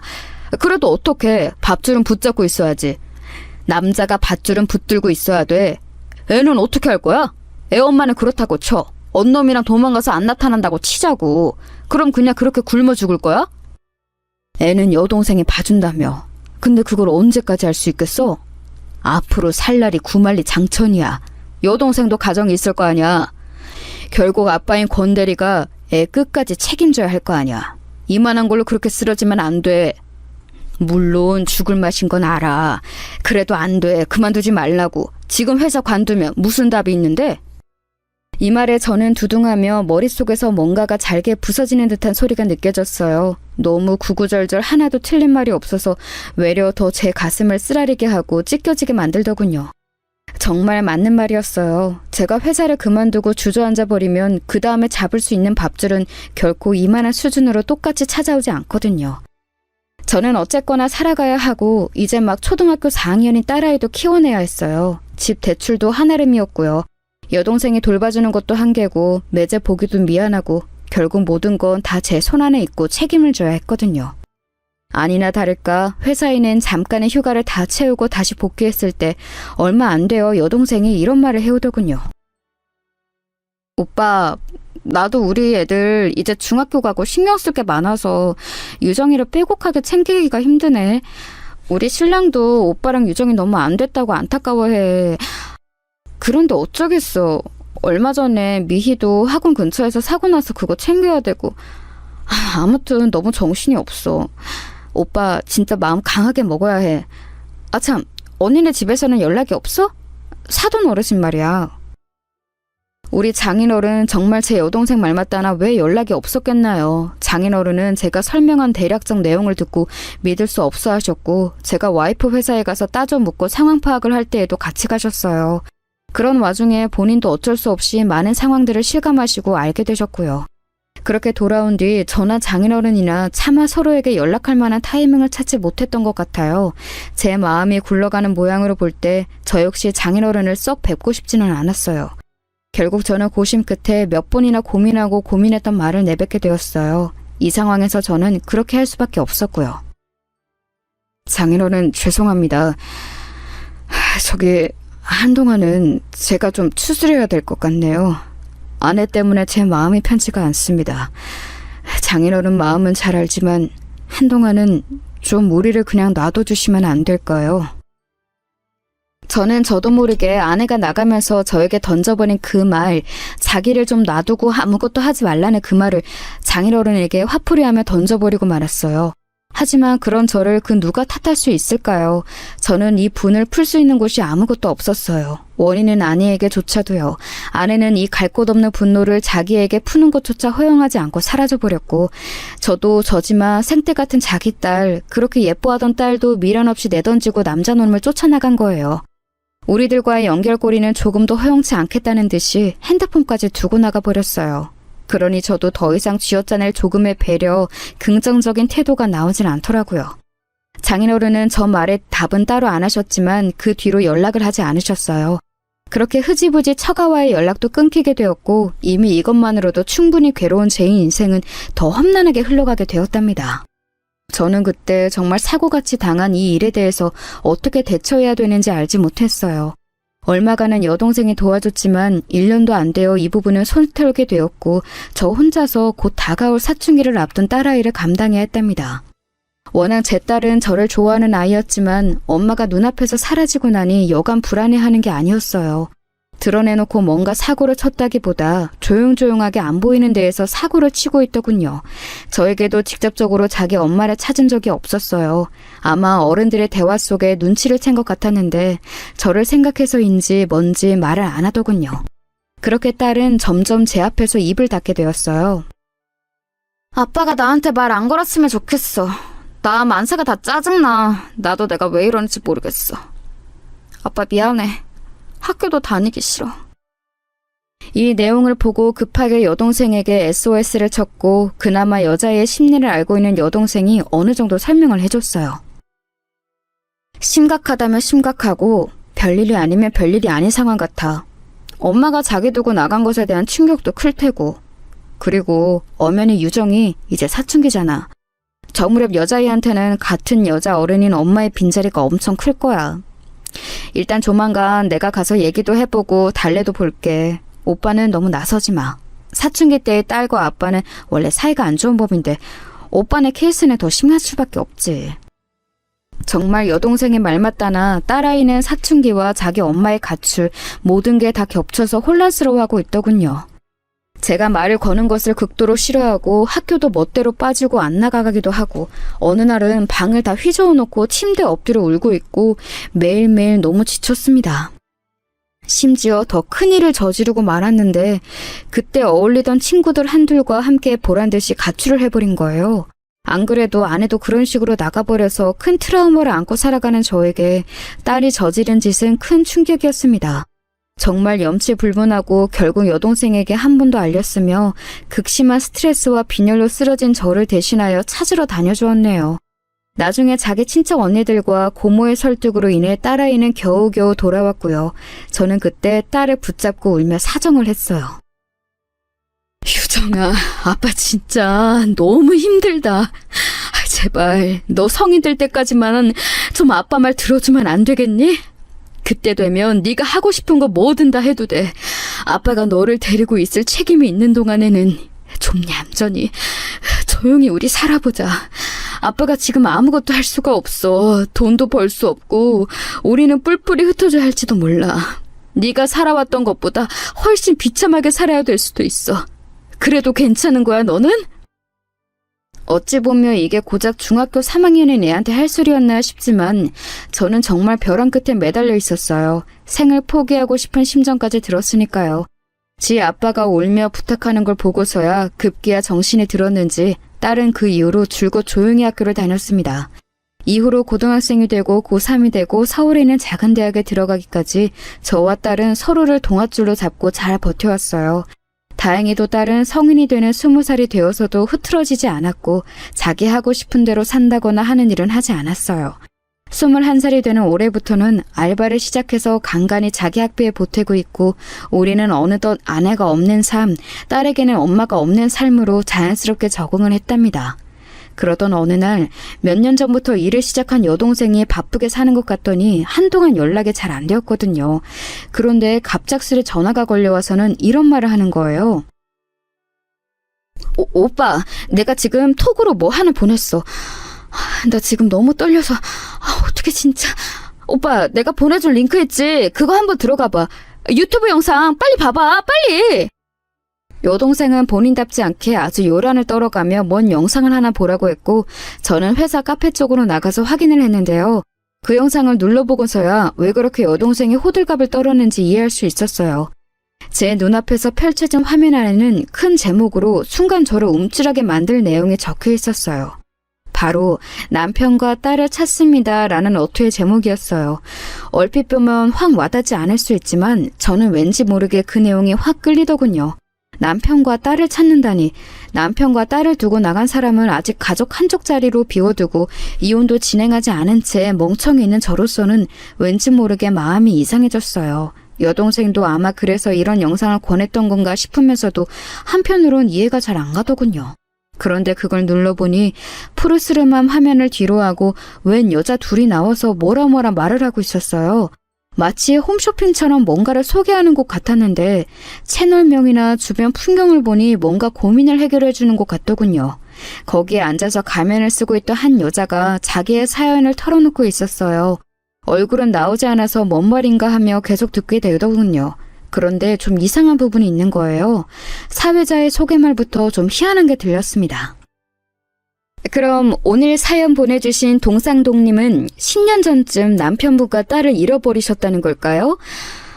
상황이 너무 안타까운데 요즘도 이렇게 기억을 잃게 되는 상황이 있나 봐요. 이쯤 들었을 때 저는 왜 내가 여기까지 보고 있나 새삼 이상하면서도 귀가 더 크게 열리는 기분이 들었어요. 뭐 이런 일이 다 있나 싶었죠. 기억을 잃어서 남편과 딸을 잃어버렸다고? 하면서요. 그러자 그 옆자리에 가면을 쓴 여자가 대답을 하는데 좀 이상해서 얼굴을 찌푸리게 되더군요. 네, 제가 동산동에서 사고가 나서 그때 지금의 어르신 부부께서 저를 119를 불러 도와주신 거예요. 그때만 해도 저는 기억이 없어졌던 것 같아요. 수술도 오래 받았다고 하더라고요. 그러게요. 저희가 동상동님 사연을 들었을 때 눈에 띄었던 건 그런 사고를 겪을 수는 있지만 기억이 오래도록 없으셨고 나중에 깨닫고 보니 가족이 있었던 것 같다고 하셨던 부분이에요. 실제로 가족이 있었다는 것을 확신하시는 거죠? 이제서 기억이 조금 나시는 건가요? 사회자가 여기서 말하는 부분부터 저는 이상하게 가슴에 조여오는 기분이 들어 계속 휴대폰 스피커 쪽에 귀를 가까이 더 들이대게 되었어요. 그리고 점점 이어지는 내용을 듣고 눈을 한껏 찌푸리며 작게 비명을 토하게 되었습니다. 네, 이렇게 살아온 것도 벌써 10년 정도 되었나 봐요. 저한테는 남편이 있고 아이가 있었어요. 딸이요. 몇 살인지 정확히 기억은 안 나는데 지금 20살쯤 되지 않았을까요? 남편 이름만 기억이 있어요. 딸도 생각날 것 같은데 자꾸 뒷글자가 기억이 안 나요. 그럼 남편분 성함을 한번 말씀해 주실 수 있을까요? 딸아이는 성이 똑같을 테니까요. 아, 성도 모른다고 하셨죠? 그럼 혹시 모르니까 한번 아는 대로 말씀해 주세요. 정말 너무 안타까운 사연이네요. 별 얘기가 다 있다 싶으면서 한 몇 분간 들어왔던 이 내용 안에 저는 믿을 수 없는 소리를 귀 안에 담게 되었어요. 그 고민이 있다는 가면을 쓴 여자분의 입에서 나온 잃어버린 남편이라는 남자 이름은 암만 여지껏의 인생을 되돌려봐도 어떻게 이런 일이 있을 수 있나 싶은 상황 그 자체였거든요. 그 이름은 바로 제 이름이었으니까요.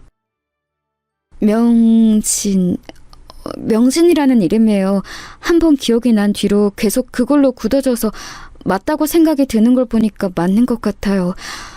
성이 기억이 안 나요. 여기서 정말 얼마나 소름이 돋던지 저 발끝부터 머리까지 단번에 뭐가 치가 올라오는 느낌이 들 정도였어요. 그러고 보니 화면 안에는 자막으로 그 가면을 쓴 여성분의 신원이 대충 나와 있었는데 이름은 안 나와 있고 나이만 나와 있었어요. 40대 중반의 여성이라고 하는데 정확한 나이도 아니고 해서 저도 생각이 복잡해지더군요. 남편과 딸을 10년 전에 잃어버렸고 기억이 없다는 여자. 게다가 그 남편 이름으로 내 이름을 말하고 딸아이의 나이를 우리 유정이와 비슷하게 말한 여자. 저 사람은 대체 뭐인 걸까요? 저는 다시 여동생에게 전화를 걸었고 여동생은 여전히 흥분한 목소리로 말을 했어요. 오빠, 저거 처음부터 다 안 들어봤지? 나 빨리 감기로 돌려봤는데 장난 아니야. 나 저 채널 주인한테 메일 보내놨어. 혹시 몰라서. 이거 정말 나 지금 진정이 안 되는데 좀 그래 마음이. 저 사연 여자 좀 이상하다니까? 아니 글쎄 10년 전에 동산동에서 사고가 났다는 거야. 일단 오빠도 한번 들어봐. 자기가 저기서 사고가 나서 머리를 크게 다쳤대. 기억도 없고 엄청 오래 누워있었다나 봐. 짐도 갖고 있는 거 얼마 없었고 그때 사고 난 장소 옆에 있는 마트 할머니 할아버지가 119를 불러줬다나 봐. 아니 근데 또 생각해보니까 만약에 말이야 오빠 저게 언니가 맞다면 언니가 동상동에 갈 일이 있나? 여동생도 제가 어렴풋이 생각하는 방향으로 똑같았던 건지 그 화면 속 여자를 제 아내로 생각하고 고민을 하더군요. 저는 10년이라는 그 괴롭고 두터운 벽을 뭔가 잘게 부셔서 허물고 싶은 생각은 없었지만 워낙 기묘한 상황이었어요. 저 역시 괜한 흥분이 일어나고 심장이 뛰는 것 같은 느낌이 들더라고요. 아내가 만약 저 여자분이라면 뭐가 달라질 게 있을까 빠르게 생각을 해보았어요. 그렇다면 달라질 게 적어도 있을 것 같다는 생각은 들었어요. 저기서 말하는 사고인가 뭔가로 오래도록 헤맸었다면 어쨌든 본인의 의지로 일부러 저와 딸을 단절한 건 아니었다는 거니까요. 하지만 그렇게 해서 굳이 집을 나갔던 사정도 잘 모르고 뭐 때문이었는지도 알 수 없고 여전히 제 안에 골마있는 굳은 살은 아프게 느껴졌어요. 모르는 건 모르는 것대로 놔두고 여동생이 남겨둔 연락에 따라 혹여나 답장이 올지 기다려보게 되었어요. 헌데 정말 상황이 말도 안 되게 흘러갔던 게 그 채널 주인장으로부터 연락이 된 거예요. 여동생은 그걸 다급하게 제게 알려왔고 결국 그 가면의 여성과 나를 잡아서 저와 여동생, 그 여성분, 채널 주인분까지 넷이서 나란히 만나게 되었어요. 사실 그 당시에 화면으로 얼굴이 나왔더라면 더 빠르게 알아낼 수 있었는데 가면을 쓰고 있으니 알아보기도 힘들었고요. 채널 쪽에서도 우리의 신원을 확인하고 저쪽에도 체크하느라 시간이 좀 걸렸어요. 그런데 이상하게 날짜가 다가오면 다가올수록 관련된 정보를 확인할수록 저는 저 여성이 아내가 맞을 것 같다는 생각에 휩싸였어요. 채널 주인분도 약간 확신을 갖고 계셨고요. 동산도님은 그 당시 구해주신 할머님과 할아버지 댁에서 수년간 사셨다고 하더라고요. 그분들이 좋은 분이라서 걷어주시긴 했는데 자기 신원도 모르고 계속해서 있을 수는 없었나 봐요. 그나마 그분들이 마트에서 일하게 해주셔서 일하고 그렇게 모은 돈으로 옆에 조그만 원룸 얻어서 사신다고 하네요. 많이 회복되셨다고 하지만 여전히 치료가 필요한 부분은 있고 그리고 가족이 있다는 걸 떠올리고 있으니 주변에서는 더 애가 탔던 것 같아요. 많은 고민을 갖고 사연을 보내주시긴 하는데 이분 내용은 저희 스태프들도 유독 신경이 쓰였어요. 아이가 보고 싶다고 하시는데 이름도 잘 생각 안 나고 남편분만 이름이 정확하게 기억난다고 하시니까요. 이 말을 되새기면 되새길수록 아내가 남긴 상처를 평생 안고 갈 수밖에 없었던 제 마음 안에서는 다양한 생각들이 충돌했어요. 만나러 가기 전날 밤에는 악몽도 꾸고 가는 당일에도 운전을 하는 내내 제가 너무 멍청한 짓을 하는 것 같다는 생각도 들었어요. 여동생한테도 그냥 취소하면 안 되라는 얘기도 했었고요. 아무리 생각해봐도 이거 너무 미친 짓 같아. 달랑 그 영상 하나 보고 그걸 유정이 엄마라고 생각하는 것도 이상하잖아. 그리고 유정이 엄마 그 회사 팀장 놈이랑 사라진 거 맞을 거야. 그 집도 나중에 들려오는 얘기로 이혼했대. 유정이 엄마는 이후로 우리한테 연락도 한 통 없었어. 지금 이 순간까지 말이야. 둘이 살림 차린 게 맞는 게 아닐까? 내가 이혼 안 해주고 있으니 더 괘씸해서 저렇게 잠수 탄 것 같아. 나 다시 떠올리니까 너무 스트레스 받는다. 또 소화 안 돼서 속이 우글거려. 우리 그냥 이거 취소하자. 네가 전화로 다른 사람 찾았다고 하고 핑계대면 안 돼? 그리고 나는 이번 일을 계기로 이혼을 제대로 진행하겠다고 결심했어. 유정이도 다 컸으니까. 연락도 안 되는 사람이니 생사도 모르고 이혼할 명분이나 이유는 충분히 된다고 생각해.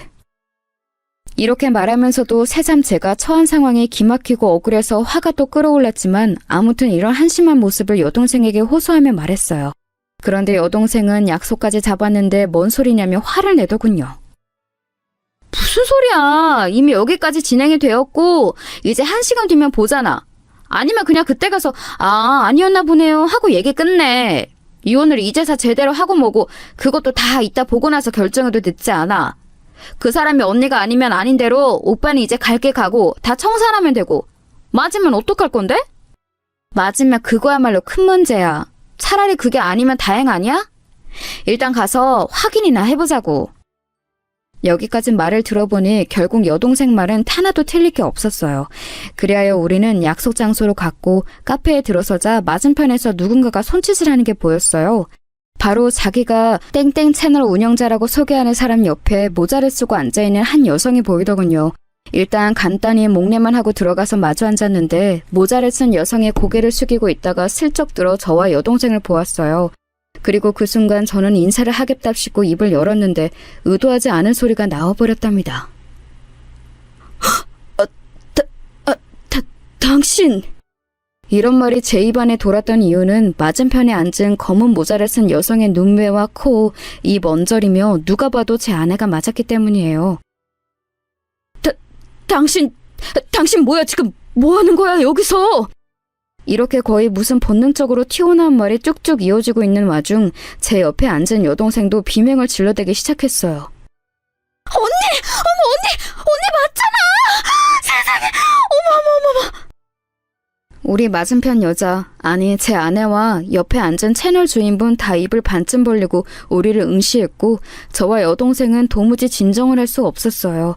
우리 둘 다 목소리가 너무 커져서는 앉지도 못하고 계속 허둥지둥하는 바람에 급기야 알바생이 와서 조용히 해달라고 할 정도였고 겨우 몇 분 지나 진정을 하고 앉게 되었어요. 어떻게 이런 일이 있을 수 있는 걸까요? 이런 일이 2번, 3번 있다면 저는 아마 명대로 살기 힘들지 않을까 싶을 정도로 이날의 마주침은 아내가 나가던 날보다 훨씬 더 제게 자극이 강했어요. 채널 주인분도 어쩌면 우리와 같은 마음을 갖고 그 자리를 주선해서 나왔다고 했는데 막상 마주한 우리 셋을 보니 자기가 어떤 일을 한 건지 새삼 실감도 안 간다며 너무 놀라워했어요. 와, 어떻게 이런 일이 있나요? 우리 쪽 채널이 워낙 구독자도 많고 흐름이 좋긴 하지만 솔직히 이렇게 다 할 거라고 상상은 못했어요.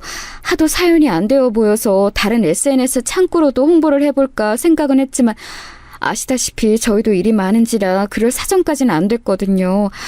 어떻게 이렇게 연결이 된 걸까요? 이처럼 놀라워하는 채널 주인분과 달리 제 맞은편에 앉아 10년 만에 저와 얼굴을 대면한 제 아내는 그냥 떨떠름하고 당황스러운 표정을 짓고 있었어요. 대충 스쳐가듯 지나치며 봐도 알아볼 수밖에 없는 아내의 얼굴에 틀림없이 맞았고 옆에서 제 여동생도 단박에 알아챈 걸 보면 참 사람일 희한하죠. 가운데서 채널 주인분이 정리해준 내용과 우리가 사전에 말했던 내용들을 정리해보면 이런 결론이 나더군요. 제 아내는 10년 전 저와의 다툼으로 인해 큰 실망을 했고 집 밖으로 뛰쳐나갔었죠. 그렇게 나간 아내는 그날 나가면서 저에게 말했듯이 실제로 처갓댁에 가려 했던 모양입니다. 저희 집에서 한 번에 가는 교통편은 없기에 버스를 갈아타려고 중간에 당산동에 내렸고 거기서 다른 버스를 타려고 건너가려다 사고를 당한 것 같더군요. 당시 저는 제가 의심했던 그놈과 어딘가로 뜨려고 했던 게 아닌가 싶었지만 아내가 사고를 당했다던 동산동은 늘 처갓댁 갈 때 중간에 갈아타던 곳이 맞아요. 아내는 정말 제게 말했던 그대로 장인어른께 가려고 했던 게 맞았습니다. 이미 유튜브에 나온 내용 중 동산동에서 사고를 당했던 얘기를 들었을 때 약간 직감이 되었던 부분이지만 다시 맞춰보며 확인을 해보니 새삼 울컥한 감정이 올라오더군요. 그간 살아오면서 제가 내린 결론은 회사놈이랑 눈이 맞아서 같이 사라졌다고 생각했던 게 한 70%였고 나머지는 약간 미지수였어요. 왜냐하면 앞에서도 말했듯이 그놈이 이혼했다는 얘기는 들었거든요. 헌데 재혼했다는 말도 있어서 약간 그 부분은 아리송한 부분이 있었어요. 아내는 저와 이혼이 안 된 상태인데 재혼을 할 수 있을 리가 없으니까요. 아무튼 그렇게 사고를 당한 아내는 당시 뺑소니 차량에 혹독한 사고를 당한 거라 범인도 못 잡았고 근처 마트 할머니 부부가 나와서 도움을 주었다고 해요. 그리고 큰 수술을 했으며 기억도 잃었고 본인의 신원도 알지 못하고 정말 아무것도 모른 채 할머니 부부와 5년 정도 함께 살았다고 하더군요. 그 뒤로도 근근히 신세를 지긴 했다지만 마트에 취직을 해서 어찌어찌 돈을 모으며 살았다고 합니다. 그렇게 혼자 살아온 것도 약 5년 정도 되었다고 하고요. 근래에 들어서 조금씩 기억이 났고 그런 사연을 안타까워한 주변 직원과 할머니 부부의 도움으로 이런 창고를 이용했다는 거예요.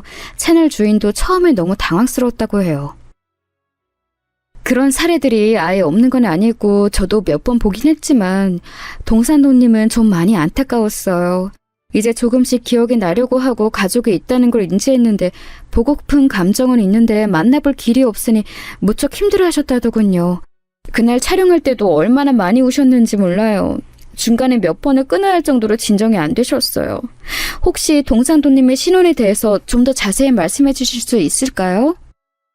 여기까지 듣고 우리도 그간의 사정에 대해 설명했고 겨우겨우 조금씩 틈을 메워가며 이야기를 마무리 짓게 되었어요. 상황을 듣고 나니 참 어떻게 이 현실을 받아들여야 할까 싶어 저와 여동생은 말을 잇지 못했어요. 아내는 본인의 신원에 대해서 저로부터 설명을 듣고 난 뒤 알 법도 모를 법한 얼굴로 힘들어하더군요. 그렇게 거의 두어 시간을 함께 있었는데 저는 이유 모를 눈물이 계속 쏟아져 고개를 들 수가 없었어요. 제가 우니 여동생도 따라 울고 채널 주인도 어느 정도는 심정을 알겠는지 이해는 한다고 하고 맞은편 앉은 아내도 어쩔 줄 몰라 하더라고요. 그리하여 우리는 이후 그간 아내를 돌봐주셨다던 할머님 부부까지 다 같이 만나고 이후에 장인어른까지 모시고 많은 내용들을 확인했어요. 복잡한 절차와 수많은 통곡과 울음 속에 겨우겨우 한 집의 형태로 모이게 되었고 이렇게 지내게 된 지 아직 몇 달이 안 되었어요. 저도 저지만 가장 이 깨어진 흐름을 붙이기 힘들었던 건 아내와 딸이었어요. 딸은 나중에 사정을 다 듣고는 무척 괴로워하더니 결국엔 자기가 먼저 엄마에게 다가가더군요. 엄마, 나 엄마 딸 유정이야. 사진 보여줄게. 그러면서 앨범을 열어서 보여주고 조금씩 힘들게 생각해보려는 자기 엄마를 기다려주었어요. 딸아이는 그닥 말이 많은 편이 아니라서 자기 생각을 드러내진 않지만 저와 자기가 생각했던 그런 이별이 아니었다는 것은 안도감을 느끼고 있나 봐요. 저도 마찬가지고 그래서인지 딸 역시 조금 낯설어하면서도 거북하지 않게 엄마를 대하고 있으니까요.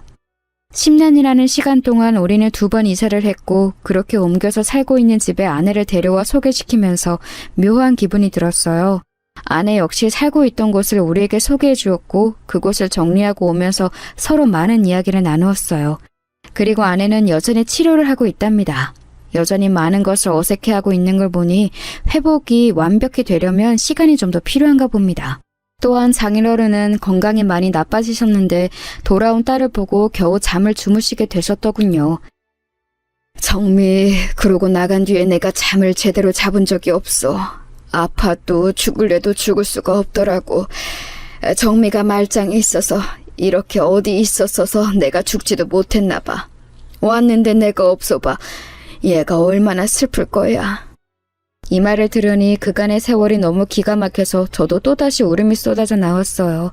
이렇게 사연을 정리해보는 동안 저도 내심 제 자신에게 묻고 싶네요. 모든 것이 제 잘못이란 생각만 들고 내가 그렇게 아내를 내모른 게 아닌가 하는 아픔이 올라와요. 제가 그날 확실한 증거도 없이 그렇게 아내를 의심했고 격화된 분위기에 이끌려 손까지 대지 않았더라면 아내는 그 시간에 갑작스레 움직여 처가에 갈 생각을 안 했을 테니까요. 이후에 알아보니 제가 의심했던 그 팀장 놈은 재혼을 한 게 맞았더군요. 그렇다면 상황이 어찌 되었건 우리 아내랑 뭔가가 있었던 것 같아 보이지는 않아요. 적어도 제가 그렇게 흥분할 정도로 부부 사이를 깰 만한 상황은 아니었던 것 같더라고요. 따지고 보면 그 당시 아내가 외근을 그 인간과 같이 했어도 저에게 확실히 말을 안 한 게 워낙 제가 직장 내 불륜에 민감하니 일부러 얘기를 안 했던 것 같기도 해요. 이처럼 시간이 10여 년 흐르고 나서야 따져보니 참 모든 게 부질없다는 생각만 들 뿐이더군요. 우리 부부는 딸아이 포함 우리 가정은 왜 이런 일을 겪어야 했는가 너무 참담하게 느껴졌어요. 게다가 본래 활발하고 다소 고집있는 성격으로 늘 의견을 말하던 사람이 못 본 수년 사이에 약간의 주눅이 들어있는 모습을 보니 너무 가슴이 아프더군요.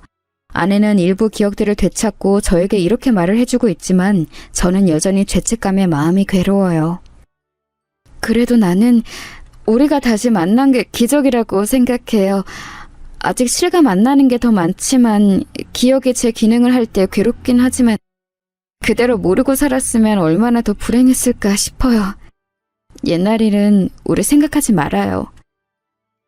아내 말대로 그런 끔찍한 상황에 놓여 헤어졌던 우리가 다시 만나게 되었다는 것도 참 기막힌 현상이라고 생각해요. 당시 사고 났을 때 사진이나 자료들이 남아있는 것을 받아보았을 때 그 곁에 가족이라 부를 만한 게 아무도 없이 홀로 감당했을 아내가 너무 가엾고 안쓰러울 뿐입니다. 우리의 앞날은 이전과 다르리라 그래도 조금은 편해지리라 믿어보고 싶습니다. 한 번은 정리를 해두고 싶어 이렇게 못난 제 이야기를 두서없이 적어보았습니다. 들어주셔서 감사합니다.